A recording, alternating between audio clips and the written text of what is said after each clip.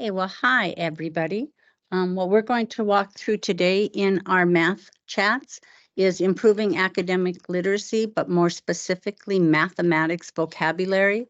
One of the things that I just learned last week at a vocabulary and scaffolding workshop that I attended was that 25% difference in scores can be attributed in mathematics on a state test just because of vocabulary. Well, that's pretty impressive and sad when we think about some of the students and the level of vocabulary they come into our classrooms with. So it's even more important than we sometimes realize that it is. If you don't know who I am, Kay Anderson, I was an instructional coach in Bismarck for several years. Currently, I am working independently. I think a better name is math research practitioner. We can learn all about what the research says, but what does that actually look like when we put it into practice in our classroom? So that's what we're going to focus on. What does this look like, and what's the best use of time for vocabulary when we take this information to our classroom? There are 4 pillars of vocabulary instruction that we're going to talk about: language-rich classrooms and how we build them, explicit vocabulary instruction in and of itself, independent word learning and deliberate practice, and fostering word consciousness. Now, although any of these can be done in isolation, they're going to make the most impact if we think about doing them together. First, we have to agree on a couple things, though. Vocabulary, we all agree with that. It's the knowledge of, the memory for, oral word meanings, what a word means in context. But we're going to talk about expressive vocabulary and receptive vocabulary. Receptive are the words that we can identify in reading. I hear them when other people are talking. But if I can't or don't use those words myself in either speaking and writing, then they're not part of my expressive vocabulary. I'm not using them to express meaning when I am speaking or writing. So think about that existing on a continuum, okay? So the least knowledge of the word would be, I have no idea what that word means at all. I have heard of the word, I've read it or I've listened to it, so I have an idea what it means, but I'm really proficient if I'm far to the right and I can actually use that word myself. I can express it for what I'm going to do. Vocabulary and oral language build a foundation, and we can readily predict success later on in reading based on those 2 elements. So why are we going to focus there? In order for us to have vocabulary and have knowledge that we can build on over and above, they have to be able to comprehend the words from lower grade levels and continue growing on that. The context for applying vocabulary includes syntax, it includes grammar. When we have newly learned words, whether we are in kindergarten or whether we're in college, we truly own those words if we can embed them into our speaking and into our writing. So what and how can we do that in mathematics classroom? Although mathematics is a lot of symbols and it's a lot of numbers, it's also expressed verbally when we explain it. We also have it written. We know that many of our textbooks right now have an awful lot of written language in them. They have more story problems in them than they ever did before. And although that's important, it really makes a hurdle for our struggling kids and our EL kids to get over. And because they're math specific words, it's even very difficult for a lot of our grade level kids. We know we have a gap in vocabulary when kids come into kindergarten, and that vocabulary gap can be used to predict their success from 3rd grade all the way to their senior year and into college. So the more we can do to reduce that achievement gap, especially if we're talking about our English language learners, the more successful they'll be. For our English language learners, it's often not an achievement gap, it's a vocabulary gap. They don't understand the words in which we are using. So that's what our focus is going to be on. If we plan deliberately, We have a systematic approach to how we're going to address vocabulary in our rooms. We are going to make progress. And it's even more important that it doesn't happen just in the math classroom, but that we can do it all across all content areas. So the first domain we're going to look at is the idea of developing a language-rich classroom, improving the quantity of the language you use, but more importantly, the quality and the level of vocabulary that we are using. If we want them to hear it, we talk. If we want them to learn it, they talk. And so we're going to focus on how are we going to get the kids to use the words in our classroom? How do we establish that idea that everyone does everything? So some of these things that we're going to do is don't just expect it. Think about how we can structure lessons, how we can build in turn and talks, what we can do to build in the students' use of language in our classroom. We have to establish the environment that everyone does everything. Everyone says the word quotient, not just the teacher. Putting up posters is a good way to do that. To have partners and group roles, to have the vocabulary editor as one of your group roles helps us to put the importance on that everybody does everything. We want to make the awareness, it says consciousness. We want students to be aware of the vocabulary they're hearing. We want them to be aware of the vocabulary that we're using. Avoid the temptation to dumb down our language for children. We shouldn't say if we want the square inscribed in the circle, we use inscribe, not inside. We've been led to believe that it's a good idea to use more student-friendly language, and we should make it so that students can understand it, but those specific math terms, we should use them, and we should provide an understanding for students to do it. Now, where are we going to get these words? Where are we going to get these words? The best resources that we have right now is for us to go to the North Dakota Standards-Based Learning site. The URL is on this slide for you to go there. And when you go there and look at your priority standards within the level 2, what are the standards and what is the vocabulary within that standard that's going to support their ability to do number 3? So if the proficiency scale is to identify two-dimensional shapes, parallelograms, and quadrilaterals, what are the words within there that we need to explicitly teach? We need to use those words, and we have to create opportunities for students to use those words in the lesson. Make them aware of that. You don't have to spend a lot of time, but put these 3 words on the board and let them know that you're going to pay attention to their ability to use those words. When we're using those words, think about the strategy called ladder up, ladder down. Basically, we're going to use the correct word, the quotient, but then we're going to give the definition of that word after we do it. The quotient, or answer in a division problem, tells us the result of dividing one quantity by another quantity. We don't just say answer in a division problem. Ladder up, give them the math-specific term, ladder down, and include the definition in your response. Make anchor charts on your walls. We're going to talk about tier 1, tier 2, and tier 3 words. What do those look like, and how can we bring students' consciousness and awareness to them? Think about how we're going to make them talk, how are we going to make them write, and how are we going to make them think about these words. Be very purposeful about creating mathematicians in your classroom and how they are going to say the words. So just some of these everyday words, we'll figure it out. We can substitute the word conclude, which would be the scientific mathematical language that means the same thing. If we want them to group, we want to move eventually to using the words categorize or classify.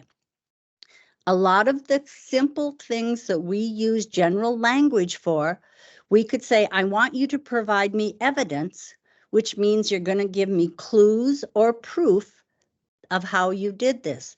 Ladder up, use the scientific mathematical language, and ladder down, explain what that might be in a simpler synonym that students would understand. Academic oath.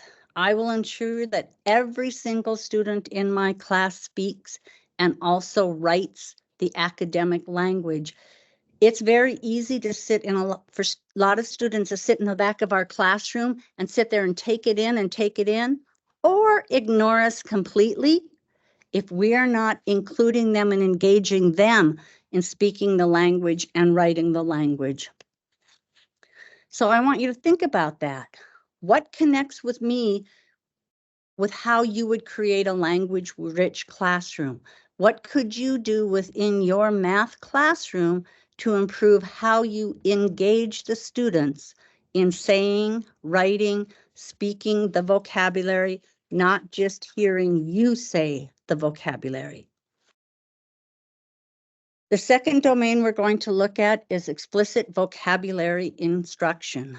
We want to think about how we can increase the quantity and the quality of how we teach vocabulary in our rooms. Given the importance about academic background knowledge, vocabulary is such a big part of that. We need to think about how we are going to systematically, explicitly teach vocabulary, not just let it occur by example or by context within the problem. There's two types of instruction. Implicit instruction, which means incidental vocabulary learning that occurs while reading from the context of a text, and explicit instruction, which is direct instruction. We're teaching vocabulary for vocabulary's sake. There's many times that teachers have told me, well, I don't teach it explicitly. They're going to learn it when it shows up in the context of the lesson. But the bottom line is that any type of vocabulary instruction that you do will improve the understanding better than the typical opportunity when it happens to occur in the subject. Lower level proficiency students, they're going to learn the words far better out of context rather than learning them in context. We know from the science of reading and what we have learned in the last couple years that the likelihood of a student learning the word in context is greatly reduced, and their understanding and comprehension of it is reduced if they don't know 95% of the words. That becomes even more important when we talk about specific math words. Direct vocabulary instruction has an effect size of 0.67. So doing nothing but changing this one element in our classroom about directly instructing on vocabulary is going to improve our students' understanding at an effect size of 0.67.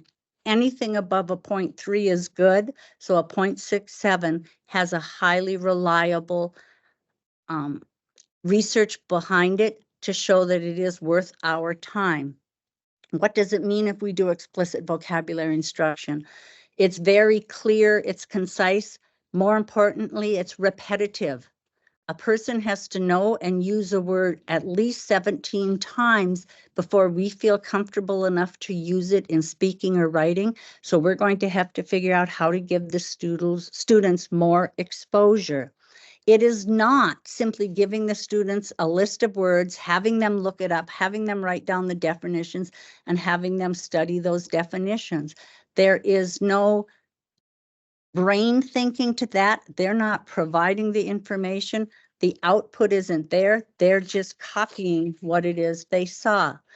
Examples that we would want them to do is to have them restate. We would want them to discuss it with a partner. We would want them to write about it, not just take the definition and copy it down. We would want them to think about that and rewrite it in their own words.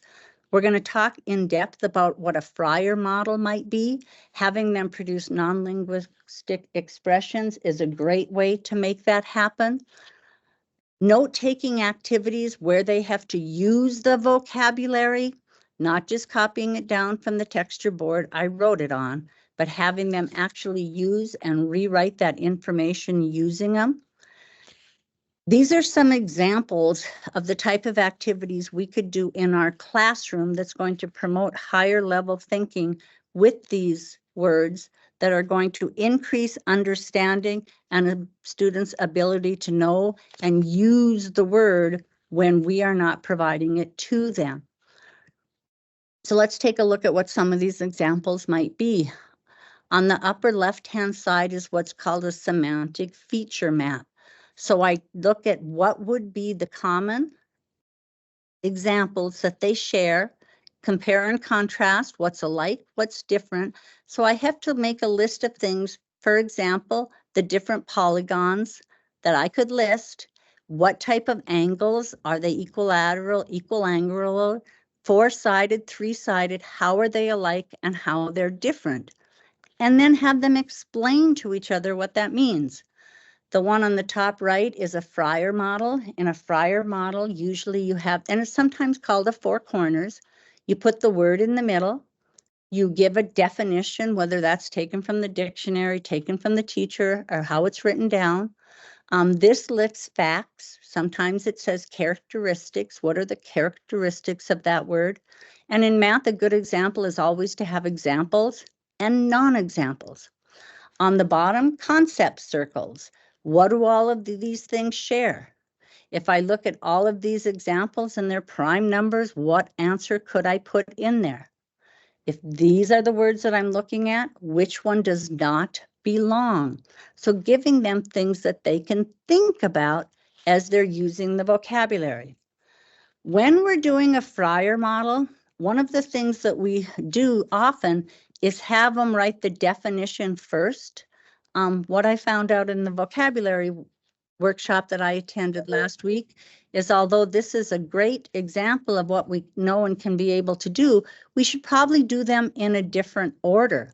If we do the examples first and talk about, I'm going to show you the square, the rhombus, the rectangle, what are the characteristics that all of these share that make them a rectangle or a quadrilateral? My fault, I'm reading the words. A quadrilateral, if these are all quadrilaterals, what characteristics do they share? So I would do examples first, and I would do facts and characteristics second.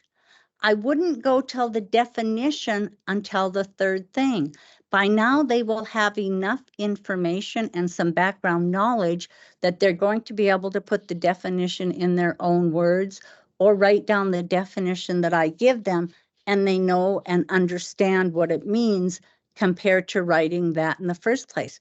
I don't know, but if you're teaching me Greek, I could write all the words that you told me to write, but that doesn't mean I understand it until I have a point of reference. And in math, it's always good to include non-examples and then talk about why do they not fit the characteristics or the definition of our word.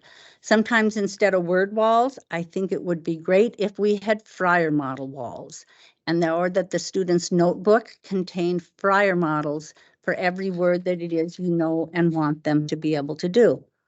So if we think about the fact that direct vocabulary instruction has an effect size of 0.67, so what does that mean and what are we going to do about it? When we're learning to recognize words, it depends a great deal on the matching of the recognized written symbols with the spoken language, which leads us to that connection between the sound and the patterns of meaning. So the student has to experience both. They have to recognize the written word and they have to hear the sound in order to make those connections. So when we're crafting vocabulary instruction, we have to think about that as we go through the different parts. So to start with, we need to prioritize vocabulary. We can't teach all the words. We're never going to do a good job teaching all of them. So we're going to talk about how are we going to prioritize them? What does it look like when we do explicit vocabulary instruction? And then lastly, how can we structure the contextual use so that students are speaking and writing the words so that they are building the knowledge and not just memorizing them? Effective vocabulary instruction creates the webbing within our brain. It takes the new and turns it into the known. When we're prioritizing vocabulary, no more than 10 words a week. So if I'm teaching a elementary classroom and I have a self-contained classroom, that 10 words means all content areas. I should have no more than 10 of all of them combined. If there's an occasional word that we come upon that we need to know, we might have to fast track that one in there, but I'm going to identify what words first. I want words that are unknown to them or a very limited context so that I can have them specific to increasing their mathematics vocabulary. Which words are critical to the content? Which ones are they going to see in next level math or in other content areas with math specific terms that they can draw the knowledge? So let's think about that in form of 3 tiers. So tier 1 is very known common words that we use all the time. We might have a handful of kids that don't know some of them that we need to work on those with, but for class-wide instruction, that's what tier 1 would refer to. Tier 2 words are high frequency, high utility. So they make sense in other areas, not just in math class, not just within the school setting, but they occur outside of the school setting also. Where tier 3 words are low frequency, they don't show up a lot, but they're very technical, very content specific words. That's where the majority of our math specific language occurs in tier 3. But words like analyze, evaluate, function that are in tier 2, they occur in math class also, but they have uses in other content areas. So don't be limited by the bold words alone in your book. Depending on what grade level you're teaching, evaluate might be an important word that you need to teach. We're going to talk about bricks and mortar words. So think about a brick word being something that drives comprehension, that holds the meaning together, where mortar words are those high-use academic terms. Those are our math terms, okay? We want to spend more time structuring, and we do have to assess. If kids are going to take it seriously, it might be low stakes assessment. There might not be a high grade attached to it, but we do want to assess our students knowing and understanding the words. We don't want too many terms so that the student, or too difficult of terms so the students couldn't be able to define or share what the meaning is independently. If you have the ability to work as a PLC or you have other teachers that teach the same grade level, it's a great idea to choose these words as a team so that everybody is supporting the learning of the same things. So let's look at some examples of what brick and mortar words would be in the math classroom. So the brick words are very content specific terms, very technical. They would have a high yield value when I'm teaching the lesson and understanding of the lesson. The mortar words are the words that hold those understandings together. They may exist across other domains. They may exist in science class. They may exist in social studies. They may give us different ways, like we may compare the sum to the quotient. We may use them to explain what the divisor is. There usually are verbs that will help us build from our brick words. So if we look at brick and mortar words across some of the content areas, if we look at mathematics specifically, ratio, proportion, fractions, units, relationship, algebraic, those are not words we're going to see or hear very often in the other areas. But the mortar words, predict, similar, different, compare, order, those words are things that we might also see in social studies, history classes, English language arts. We want to focus not just on the brick words, but also on the multiple meanings and multiple uses of some of the mortar words. Focus on which ones students do not already know. What words are important to make sure they understand the content. Utility words, they're going to show up over and over again in their math classrooms. Words that are abstract. I taught 7th grade for a long time. Most of my kids did not know the word quotient or difference, even though they're words that have been going on since 2nd and 4th grade. Include the students in deciding if they know or don't know the words. Have them identify their level of understanding on that short list of words that you identified. Do they know what the word means at all? They've heard it, so they kind of have an idea. I know it well enough to get the meaning from context. If I read it, I could figure it out. Do I own it? Can I actually write a sentence or speak it and use it in the correct manner? And include activities that they understand is going to push them to level number 3 and require them to own those words. Some of the guidelines when you're doing explicit vocabulary instruction. This is a longer slide that you're probably going to have to look at later, but you should have a routine that's used over and over again when you do explicit instruction, not by happenstance. This is one that's taken from Anita Archer as what would it look like if I had an explicit vocabulary routine. I would want the kids to pronounce it, write it, read it. I would give them a student-friendly definition, give them examples, whether it's in pictures, whether it's in manipulatives. I want them to know more about the word. Does it have multiple meanings? Does it have any morphology that we should be studying? Examples and non-examples. Have them look at yes and no questions, and are they able to answer them about that word? But most importantly, we want to work down to number 5. Have the students use the word. Can they talk about it with a partner? Can they write a sentence that represents it? Plan activities into your routine to process the word. It does not have to be a long lesson, but you just need to plan how and when some of these activities could be done. You don't need to do any planning or any printing in order to do a Fryer model or a concept circle. You just have to have them draw a circle, or you draw a circle on the board and have them think about it and finish it.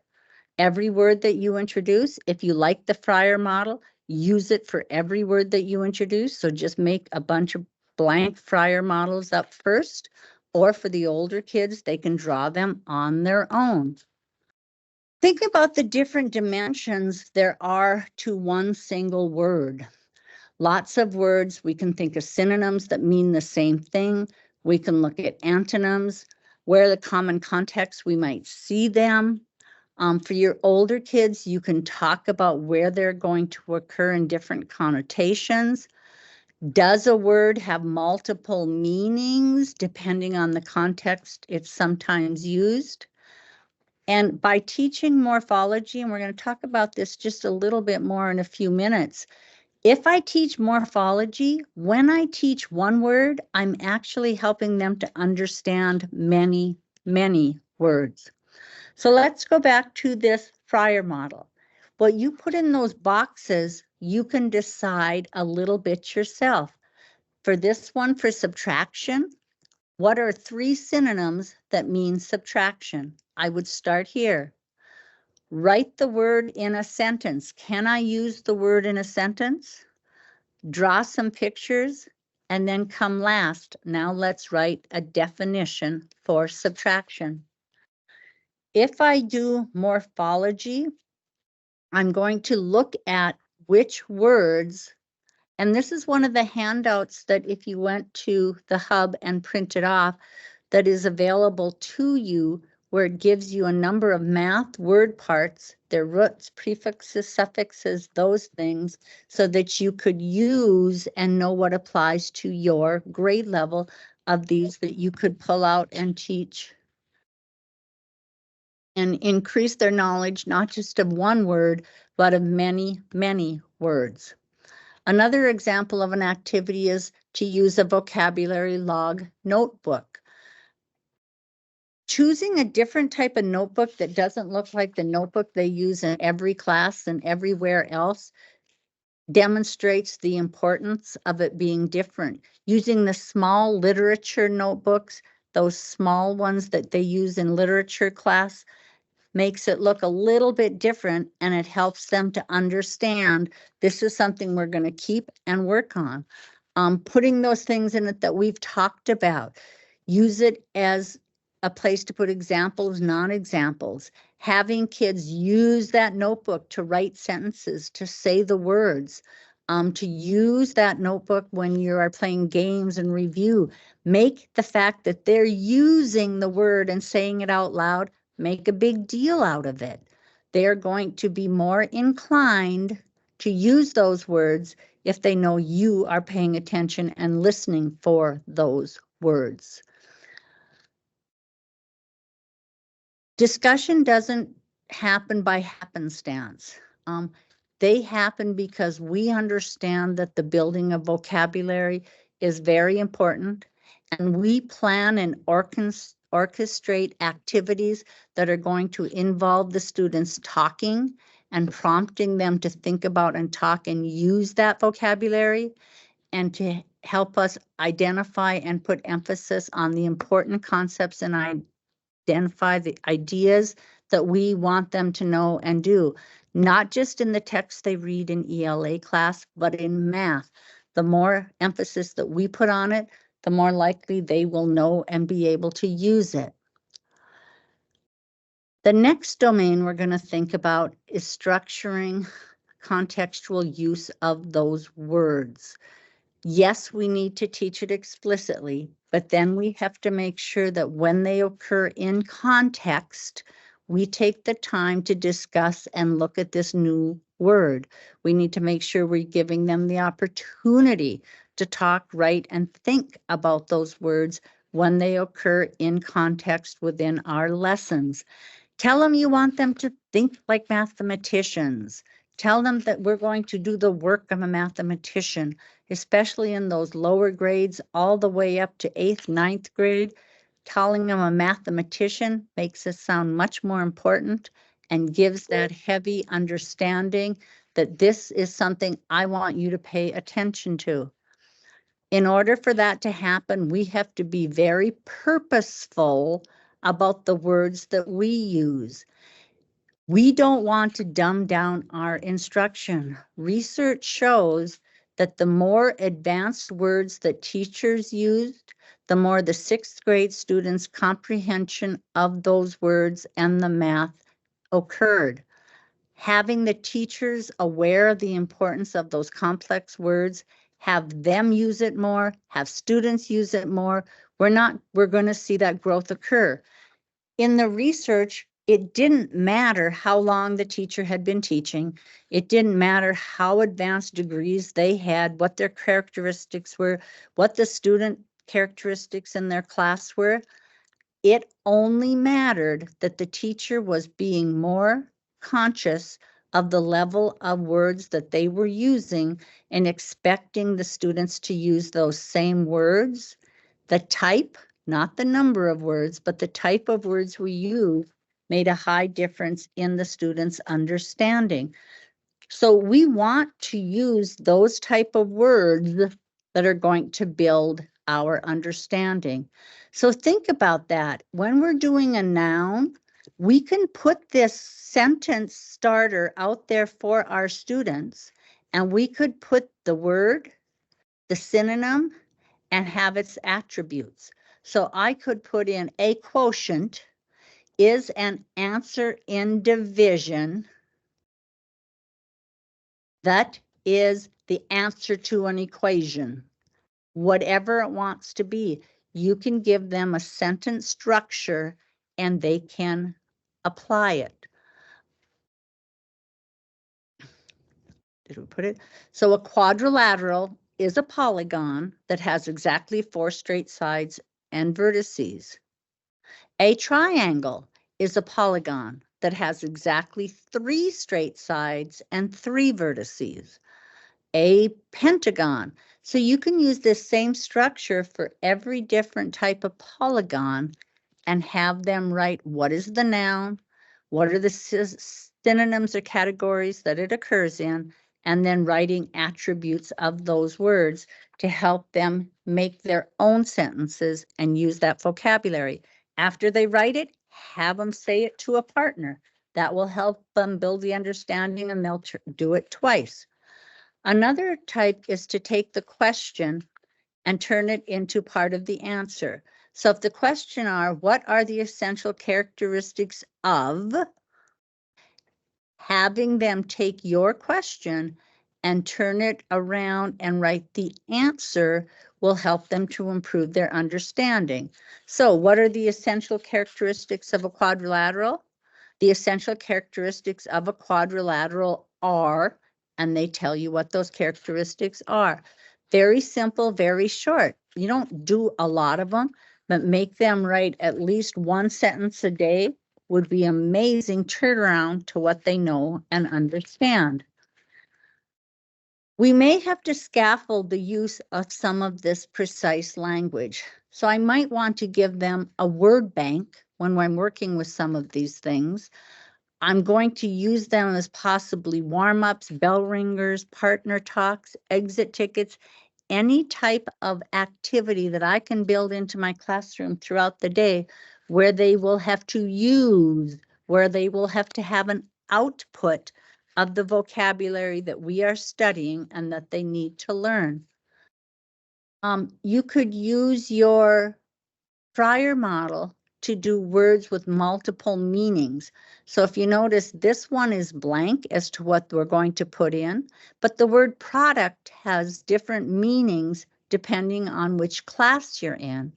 So for one example, it's the answer to a multiplication problem. 20 is the product of 4 times 5, but products is also an article or substance that is manufactured or refined for sale. Grocery stores sell a variety of products. This will let them recognize when they see the word product, it starts to build their understanding that it would have a multiple or different meaning depending on the context in which it shows up. All of these are examples of how we can build in contextual exposures for students with the vocabulary. So I explicitly teach it, and then how can I get them to practice it? And how can I build that into my practice as I'm teaching those words in my classroom? The third domain we're going to look at is independent word learning and deliberate practice. It's not by happenstance. I mentioned morphology earlier. It's one of the ways that we can teach this. We can start with what is the base word, what might the prefix, the suffix that could be added to that, understanding the meaning of different Latin and Greek roots, and especially for our English language learners, talking about the cognates that make up, in addition, that I can apply these to other words in the English language. We don't care if they understand morphology, the study of how words are formed, or morpheme, the smallest unit meaning of a word, but by teaching these things, we are teaching morphology and will improve the understanding of the words. If we think about this, when they did testing on this part, they found out that 74% of 4th graders knew the word pretend. But when we made that pretense, so the only 2 letters that were changed was the D was changed to SE, the noun became pretense. They don't know the word pretense until 12th grade. By tying our words together, we can increase the understanding. When we learn one word, we could help them to learn multiple words if we are teaching both the prefixes and the suffixes and how they change the meaning of the word. Having them understand, if we put the words dis ear, re, or un in front of a word, that hits 97% of prefix words in the English language. We can help them to understand all of those words if we teach the understanding of them separately.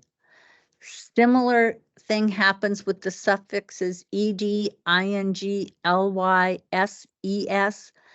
These, our kids tend to know better what they mean and what they do to a word than our prefixes. And prefixes are a big part of words in mathematics. So if we make them aware of those word parts about the morphemes, they're going to become better readers. It's going to help them to decode unknown words. And the bottom line is 75% of compound words which has an affix, either a prefix or a suffix, we can learn and decipher the understanding if we know what the prefix and suffix means. So back again, I mentioned a little bit ago that I have this handout in the hub.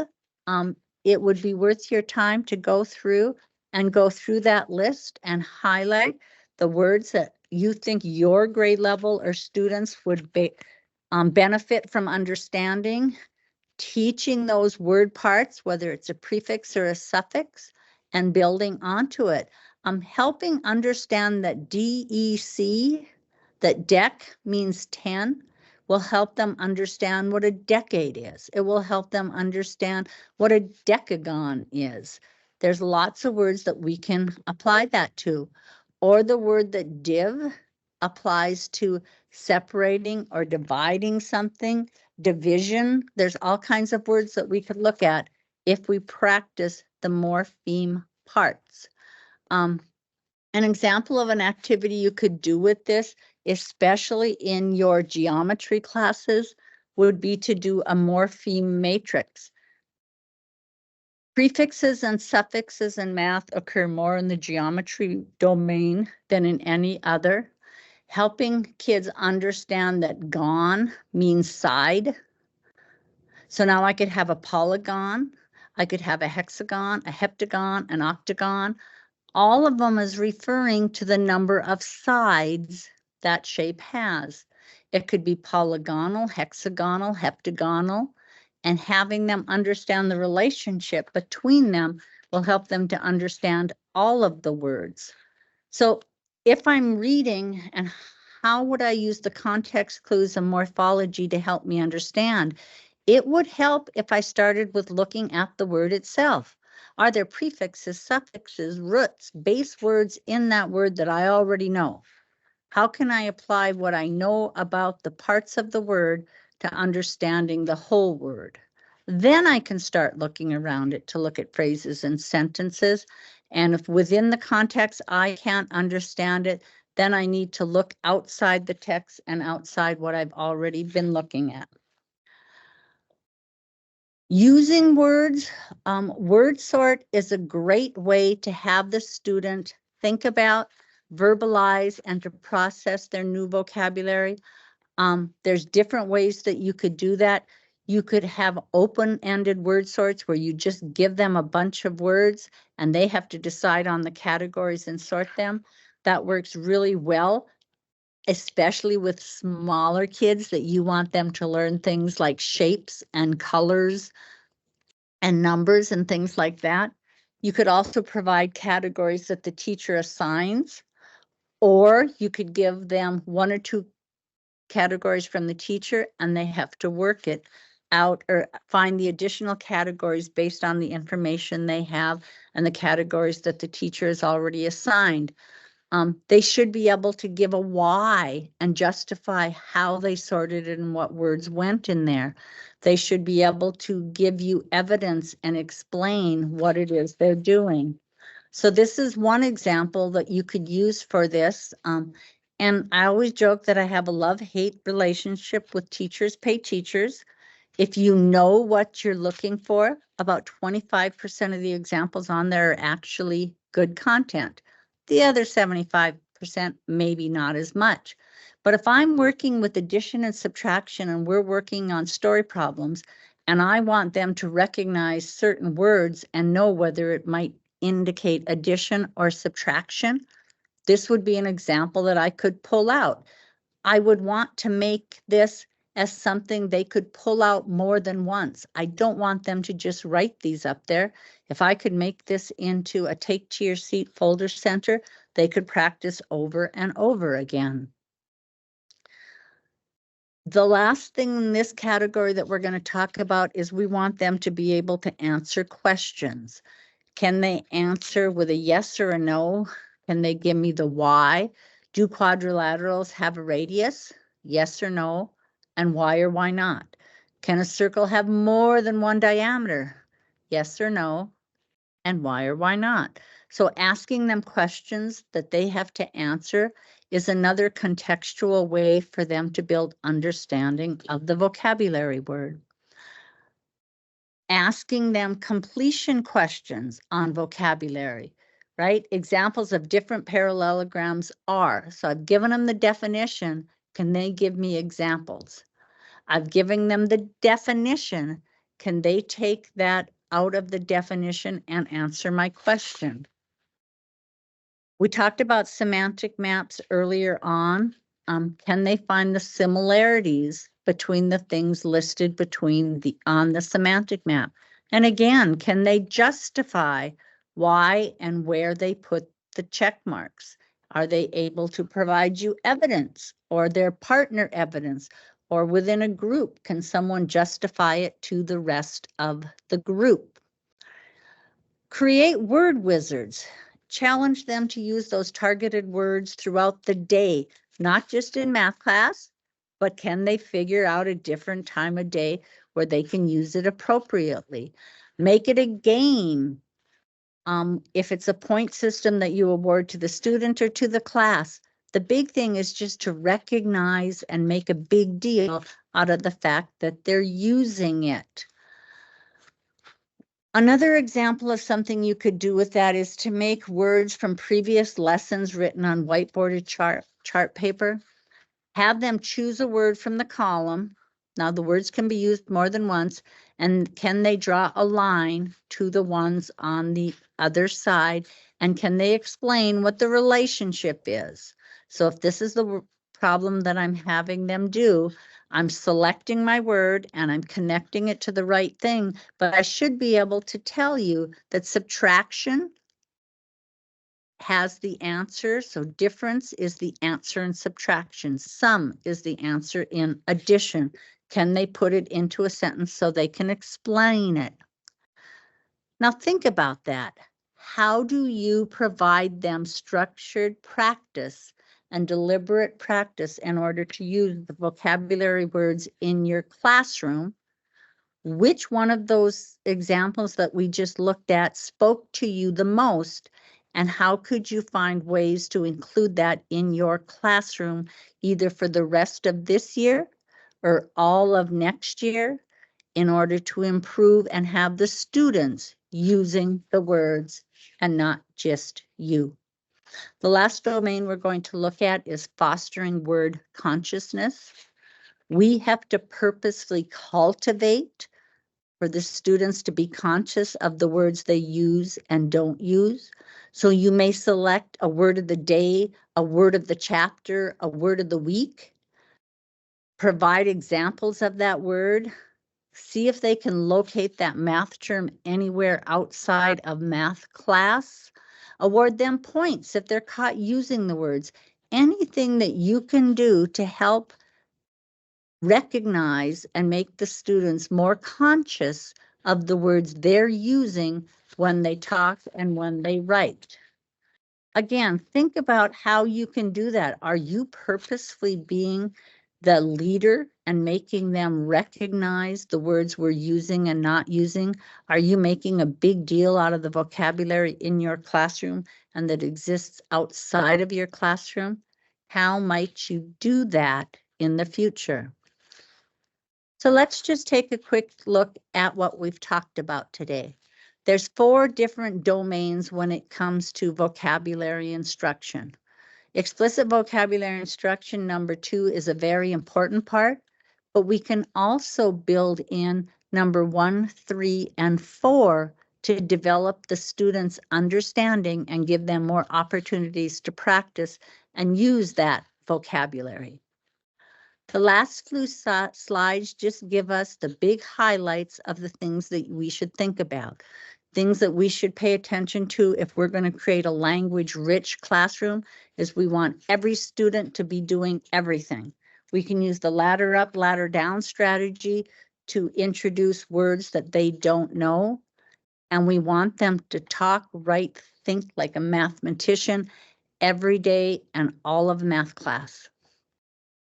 Explicit vocabulary instruction.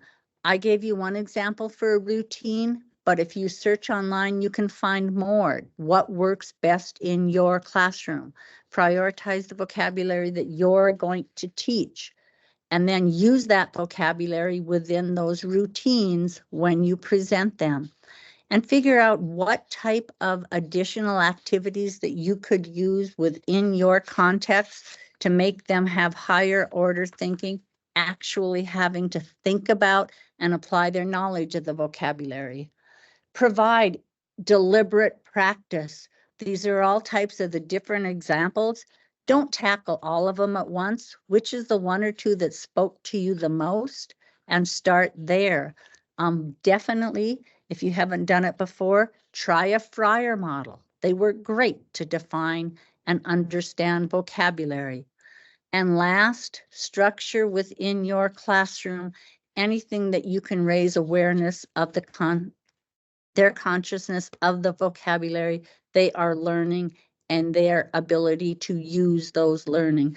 Provides resources and tools for them to look it up, to figure it out, and support their learning of vocabulary every day.